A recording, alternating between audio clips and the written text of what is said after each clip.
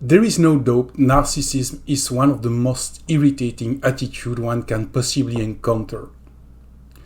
But it has a very deep spiritual underpinning. There is a misled spiritual desire that can be turned into what used to be called the left and the right hand path. My name is Maxime Verbist. I'm a clinical psychologist, and in this video we will explore both clinical and spiritual side of narcissism.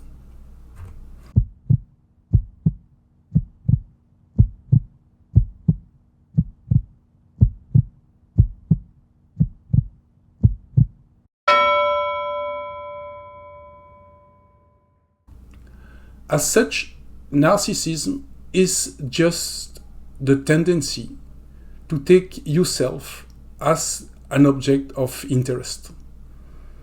So, to grow up as an adult, you need a certain level of narcissism because you got to know who you are and you have to assert who you are.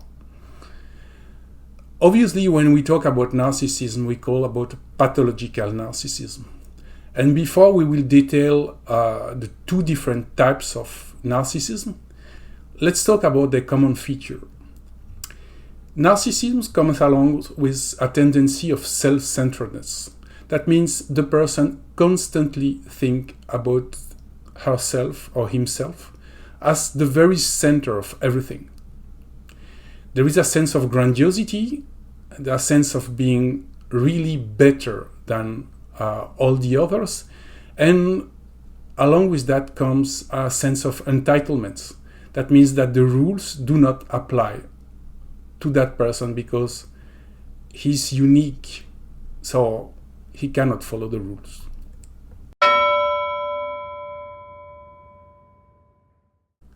Fundamentally, narcissism is all about feeling that you are different and, of course, above the average. And actually, there are two ways you can prove that you are different than the others. The first way is to follow all the social norms and to follow the competition to prove to others and to yourself that you are the best in the socially admitted domain. So it is the positive narcissist who shows himself as being better in terms of the way he looks, in terms of better morally, in terms of having a better contribution for social affairs. That's one side. The other strategy to demonstrate that you are better is to step aside from what is considered by the society as valuable and to prove to everyone that you don't buy into the society. So that types of badass narcissists will take their pride into looking astray from the society to prove that they don't care about the rules, they understand it better, and I can prove you it's all stupid. These two types of narcissists are what we call the right hand and the left hand path.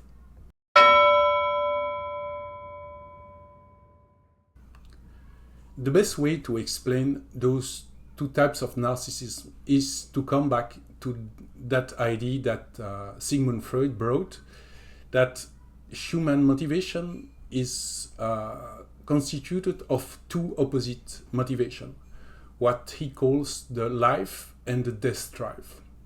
And those two types of narcissism is one way to get one of the drive and to deny completely the other. So if we go to the right hand path, you are going to build your superiority into the life drive. And you will assume about life that negative emotion is a sign of failure. And remember that, because as proud as they look, the people who are doing that type of narcissism are crippled by a very deep feeling of shame. So they will try to do anything to prove that they are good enough. They will assume that whatever makes them happy makes you happy. And that whatever they tell about their own life is fascinating and will make people happy. So they don't think they are self-centered. They think that they are spreading a positive vibration, which is due to the interest for their own person. They will also do what we may call a positive proselytism. So they are convinced that the way is to be more and more positive. And maybe you heard about that pharmacist of the late 19th century called Émile Coué, who has invented a method, which is the method Coué, which can be summarized by every day, in every way, I'm getting better and better. So what is toxic about positivity is that it is used as a defense mechanism to protect themselves against an overwhelming feeling of shame and inner emptiness. So they look very proud, but deep inside, they feel very, very ashamed. And if you want to recover your empathy towards them, keep that in mind. So if we go to the opposite side, which is the negative side, they will take the attitude of toxic negativity. They consider basically that any positive emotion, and most of all the display of positive emotion, is a sign of weakness. It means that you are buying on whatever the society wants you to buy. And so they take the stance of the rebel. People are wrong to seek happiness in the way everyone wants. So happy people are just go-go's who are blindly following stupid desire that one has to debunk. That gives way to a pessimistic proselytism, which is trying to convince people that their dreams are really stupid. And probably the best illustration of that is Sigmund Freud and his type of psychoanalysis, which is an extremely pessimistic and negative presentation of human's condition. So needless to say that negativity gets toxic because it's a rigid mechanism against a feeling of emptiness, of course, but also of guilt. So they may look as they don't care about anything, they don't respect any rules, but deep inside they have an overwhelming sense of guilt. And if you are struggling to keep your empathy towards them, just keep that in mind.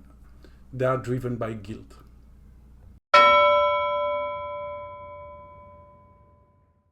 Modern psychology can teach us that narcissism is a defense mechanism. One way to protect yourself against negative emotion and a feeling of emptiness, shame and guilt. But what about the spiritual side of it? So from the perspective of the spiritual psychology, every consciousness is just a tiny part of a huge consciousness that you may call God, if you like, or the cosmic mind, or life, nature, if you want. And the very meaning of life, the human destiny, is about expressing some divine quality within matter. So that's the purpose of existence. And in that aspect, people with a high level of narcissism are highly aware that they have a special mission. Actually, we all have a special mission. We have a mission to become ourselves. And in the case of narcissism, they have a huge and very intense sense of destiny. They feel that they are going to become special. But obviously there is something wrong about narcissism, and we have to enter into the soul functioning to identify what's wrong.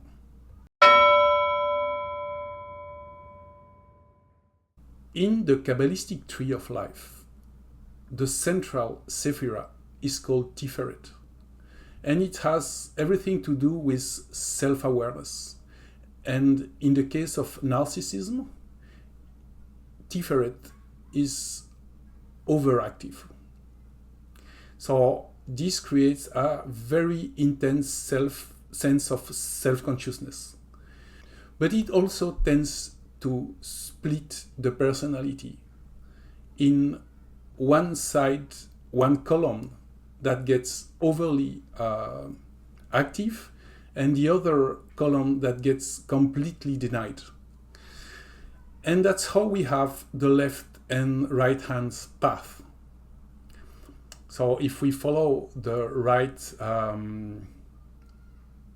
column, at the bottom we have Netza, which is a storage of brilliant images, but when it's not balanced by hot, which is has to do with linguistic skills and capacity to abstract, one gets overly concerned about the appearance and just looking cool.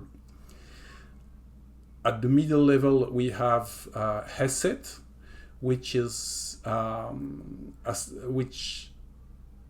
represents the capacity to be generous. And when it's not balanced with the self-criticism of Gevura, that will create a sense of self-righteousness and the idea that you are a very good person as such. The upper part of the column with Shokma has all the impulsions to change entirely your environment and to make it a better place.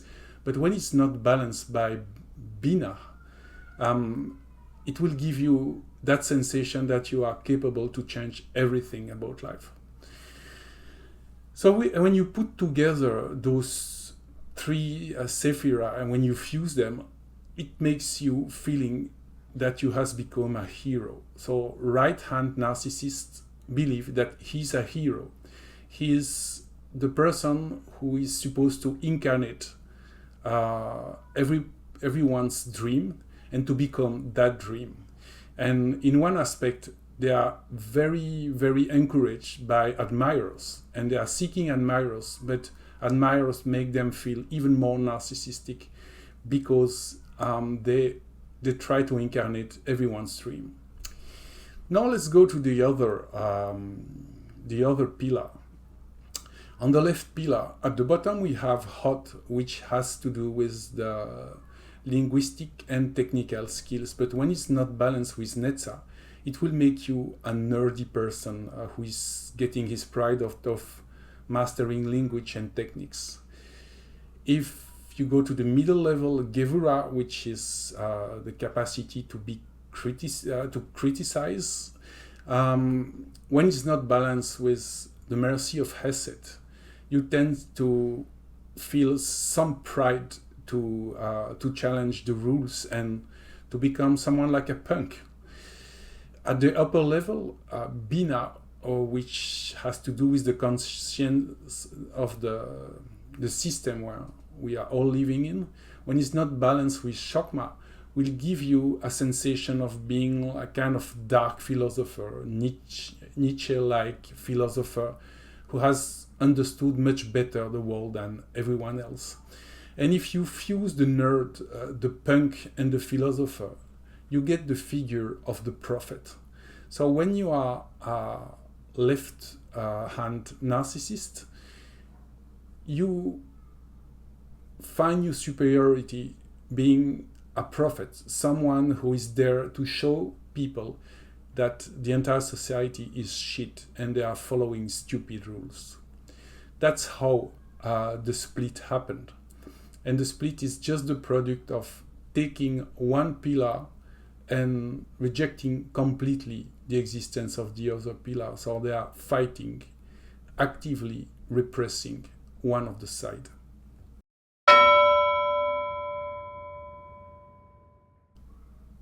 Technically speaking, the left and right hand narcissism are two ways to practice spirituality. One way, which is the right hand, it's about trying everything you can to become the best person you can. The other side is the left hand narcissism, is trying everything you can to stay away from worldly desire. And those two attitudes have something inherently good, which is that you have to do something to cultivate spirituality. But what is deeply wrong is that they are used as a defense mechanism. And if you want to overcome that, there is no way anyone can convince you to do that. So it means that you have to face huge life crisis, depression, burnout, etc., to realize that it's not the right way. And finding what is literally the middle path is to begin a journey into the contemplative path, which has to do with the middle pillar. But instead of feeling your own ego about you being a special person, the contemplative path asks you to make yourself empty. And in Greek it is called kenosis, which is self-emptying. And the Sephira Kether, which dissolves everything because it's beyond any cognition possible, any emotions possible, will help you to create inside a void, which will allow the divine impulse to land into yourself, and you can turn yourself into a receptacle of the divine light. And obviously this is a very costly and painful exercise, but it is the only cure for narcissism.